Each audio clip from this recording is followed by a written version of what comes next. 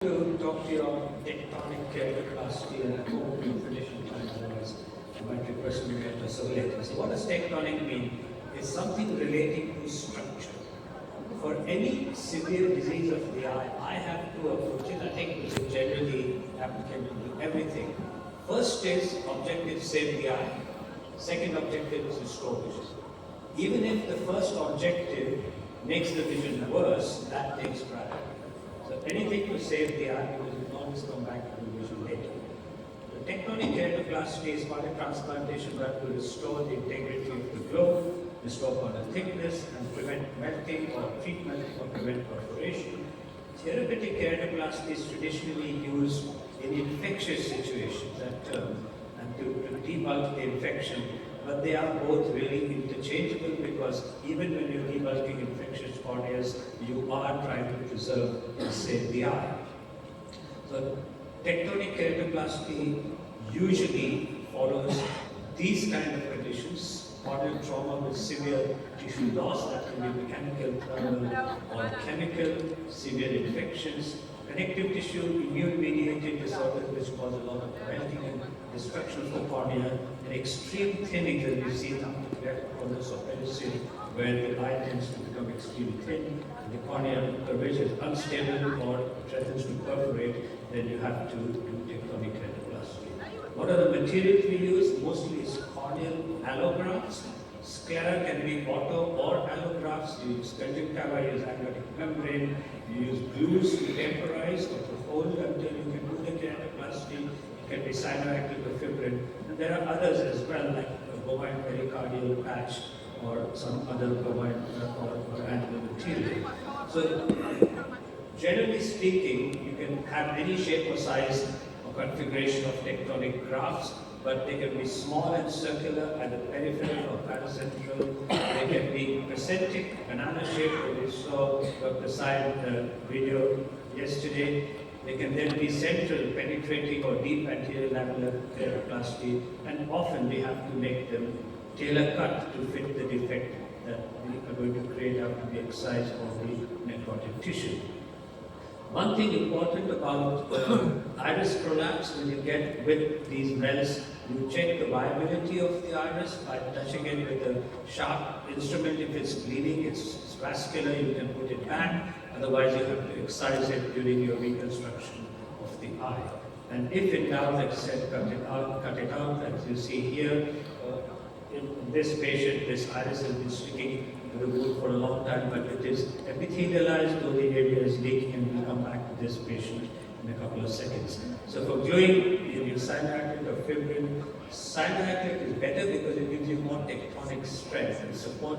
Fibrin is not that strong, but is very versatile in treating leaks. And Dalia showed you this yesterday. What we do is, if you have an iris prolapse, you cover it with a disc without the glue, and then bring a large disc with the glue on it, so that the glue does not attach to the iris. That's a very useful way of sealing the wound. And you have to seal all perforations in order to do your trephination. You can't refine on a soft eye. So you have to seal in multiple glue applications, fill it with BSS or viscoelastic, and then do your trephination, even if you're going to cut out the glue part. Very interestingly, you can take autologous sclera, and this is a paper from Jeremy Triadl. You can do a lamellar dissection of the patient's own sclera in the periphery and stitch that on the hole. And interestingly, what he showed was fascinating, that over a period of time, the sclera becomes transparent. Because the keratocytes repopulate, they lay down normal collagen, and it can. So it is useful if you're pressed, you don't have enough cornea or any corneal material, you can use this technique from the patient's own lamellar dissected sclera. This is what I tend to do when I have a cornea. If there's a large peripheral defect like that, partly on the limbus, partly on the cornea, then you cut it out. And the principle is like this: you will do full thickness cut of the cornea, a lamellar cut of the sclera, and then you bring your corneal graft and put it on that. And that's what you see has been done here. There's a peripheral corneal graft, usually 5-6 millimeters, can be 4. This is going to severely impair the vision in the center because of the sutures and the scarring and the change in curvature, but doesn't matter. this is good because this patient was punched in the eye with a very fancy ring, made a big hole, and there was no way we could suture it back. Then later on, we came and did a central graft, and that crescent is still there. This is to restore vision, like I said. And it was interesting in this case that at one time point, the peripheral graft underwent frank rejection, but the central remained clear. We gave the penny-steroids to control the peripheral rejection episode as well. Here are other examples of those kind of peripheral grafts. Occasionally there are synechiae, we can deal with those later. But try as much at a time and do a peripherectomy if you're worried about angle closure and glaucoma. And this is this patient I showed you earlier. So we are measuring, this is severe atopic eye disease, bilateral corneal scarring, vascularization. So we measure the side we want to do a peritomy and to clear the sclera, right down to sclera, remove all tenons, cauterize the vessels, take away any necrotic tissue, and then there's the leak this patient has. So before I refine, I'm going to mark the area I'm going to refine. This is just a marking trepanation. Put the glue on it to seal it. The glue is solidifying. Now I can go firmly after filling with PSS, do my trepanation. Then I go in to release all the synechiae as much as I can. And then you do lamellar dissection. So not full thickness on the sclera, but full thickness on the corneal side. And you cut it out right to the scleral edge, here and here. And then you lamellar dissect the sclera off. And then you cut the cornea away, only leaving a ledge of sclera. And when you do that, you've got what I showed you earlier, lamellar, deep lamellar bed of sclera and a full thickness hole in the cornea. And then you make your, in this case, 5 millimeters. Very difficult to oversize because you get 5 and 5. You don't get 5 and 5.25 punches. You use the skin biopsy punches for the smaller grafts, and you put it on the cornea. You have 4 sutures, you have complete 16 sutures, and then you close this conjunctiva with the application of fibrin 2. And this technique, finally check for leaks, and you can see this technique here, how this patient looks now. The same patient, 5 months or 4 months post-operative, very good result. Eventually you can remove all the stitches and do a central graft for the patient's cornea. Here's another one talking about peripheral crescentic severe autoimmune disease. There's a melt over here, the big iris prolapse, and you can see what we've done is, I'll show you the quick video, but you may take a crescentic peripheral annular graft to fill in the defect and stitch it into place. And this is how the patient is settling. We have better pictures which I couldn't find on my computer, but he's now about 6-7 months out and no more perforation, and it looks very good. That whole gutter is now filled with the donor cornea tissue. And this is the quick video of that patient. So you're taking away all the epithelium, all the necrotic epithelium that is there. We're measuring the size of the gutter. The iris prolapse is still there. And we take 2 trephines, and with it, we then generate this annular disc of tissue, the annulus of tissue, if you like. But because it is quite a deep groove, we use a full thickness to suture it into place. And then once you've sutured it and filled it, you can then trim it to the exact size you want. And that's how you fill that gutter. And then it re-epithelializes, or if it retains its own epithelium, even better. And you can then use the other bit to fill, which we did to fill this side of the gutter. This is another patient where you can see already we've done that circular tectonic graft. Alcohol abuser, drug abuser, vitamin A deficiency, chronic inflammation, melting. So we've done that tectonic graft, now it melted again in the center. These people, you cannot see what's going inside, so OCT helps, ultrasound scan helps, but usually synechiae are there, the pupil is all over the place, and sometimes they can have a very dense cataract. So here you can see very carefully, you said through the pinhole, we have to now find the pupil because we couldn't see the pupil. You have to actually cut out the iris to make or fashion a pupil. And then you see this hypermetric lens inside. If it's bleeding, it's good to use the vitreous, the intravitreal quadri, very useful to stop the bleeders. And then, as I showed you in the video yesterday for a different patient, I use the minor vision tool. This is quite important. These patients have very thick wrinkle capsules. You cannot just generally do a capsule rexis. It's not easy. And sometimes you can see it's quite tight, so you have to actually nick it with this 50-degree blade or a scissor to cut it out, or to see how to physically tear the capsule to get it started, to give me a rexis, and then you can get your axis, as you see here, make it large because the whole nucleus is coming out intact, hybrid dissection, and then you just cartwheel the nucleus out, as you can see, and then you can complete the whole operation over here and then do the cornea transplant which we require in this case. Usually I oversize by 0.5 when the host bed is quite necrotic, so it gives you a tight seal and you don't have to then put extra sutures of glue, which is typically used to stitch the leak, to close the leak. Here's a 3-piece lens going in and then the cornea on the top.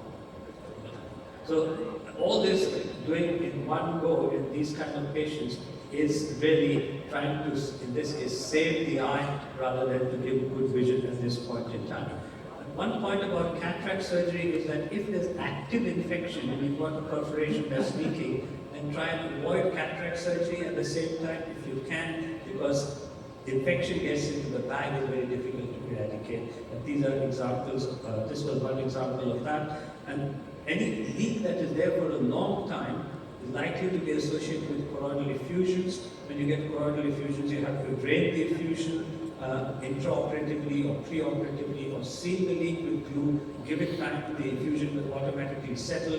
But as you can see here, the B-scan shows the choroidal, and in this case we had to do it intraoperatively because the anterior chamber just wouldn't reform. So we had to pull the eye to one side and make the stir to release the aqueous. And another example where we left the cataract and we're doing a tectonic graft. Now this is a very interesting example. 21-year-old male following LASIK treatment got severe infection. This is what makes you really dread refractive surgery. Very severe infection. No matter what we tried, got worse and worse and worse and became like this. At this point, it was not getting any better. We knew we have to do something, so we did this. Now you can see, in this case, it was to save the patient's eye. The other eye had a very good result. So, phenylephrine drops, it reduces the caliber of the vessels, bleeding is less. So put phenylephrine drops first, then we cauterize the major vessels, they were mostly superficial, do a measurement that you require for the graft, and you take as large as is possible. In this case, it was, I think, 9.5 or 10 millimeter trephination. We did, then you cut this out and be very careful as you cut out because you don't know what's underneath. You don't want to cut the iris out, you want to save as much of healthy tissue as possible. So heal on, cut, look, more heal on, more dissection, separation of the iris adhesions and so forth till you are able to get it all out. So the rest of the procedure was the same, dissecting not just the cornea and the iris, but also right into the angle to release any adhesion that might be there to prevent late glaucoma. And then just to make a long story short, you can see post-operatively, this is a large graft. He's got a capsule membrane. His vision improves to 618 in this eye, and we're now going to plan something else for the future for this patient, which might be in the form of pupilloplasty. We have to do his cataract probably, try to peel the membrane off, and while we're peeling it off, maybe he will get a capsular tear, so we will have to do a cataract. Then what are the power of the implant we're going to do, how will the graft survive, how long to serve. All these are issues that we are not sure of, but we will plan step by step and then do this for this patient. In this case, I just want to tell you again in my last video to show you what can happen in these kind of tectonic situations. If you don't do anything for this eye, it's gone. It's severe infection from his tooth that came to the eye. Cytocampobacteria gingivalis, that was the bug. And you can see when you take this off, right down to where, if there's vascularized cornea at the periphery, that's usually healthy. So you can leave that, although you hate vessels, this is one situation where you like these vessels, release all the adhesions, and again you can see some of them with this chronic infection, develop cataract, which are really bad. And you have to, in some instances, force yourself to remove the cataract at the time. If you leave it in, it's going to get glaucoma. The point again here, look, I have to cut the capsule with a sharp knife, and then as I'm trying to do my rexis, you will see the whole zonule is being pulled. It is so tough, the capsule, and I don't want to dislocate or break the zonule. So I have taken a pair of corneal scissors to cut the capsule to get myself a start and then complete the capsular access. So you will encounter these kinds of membranous anterior capsules which then require other innovations to get the rexus.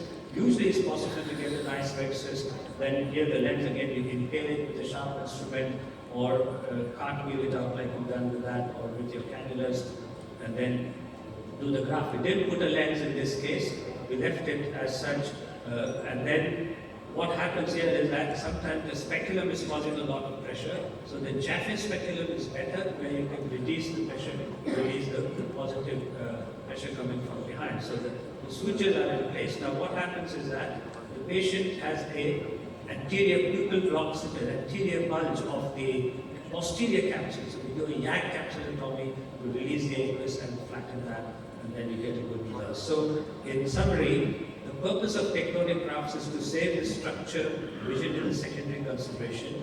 Tectonic objectives can be met with a number of materials, as I've explained to you. You must treat and continue to treat the infection. Don't stop your antibiotics.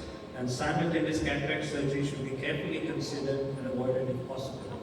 But there is one main take-home message. When you do very large grafts, there is very high risk of glaucoma, very high risk of persistent non-healing epithelial defects, peripheral vascularization and rejection. So 50% in some publications are the failure rates of these large grafts. So one has to bear that in mind, but remember, even if they fail, but they maintain the structure, you can come back in and do a smaller graft for vision. Thank you.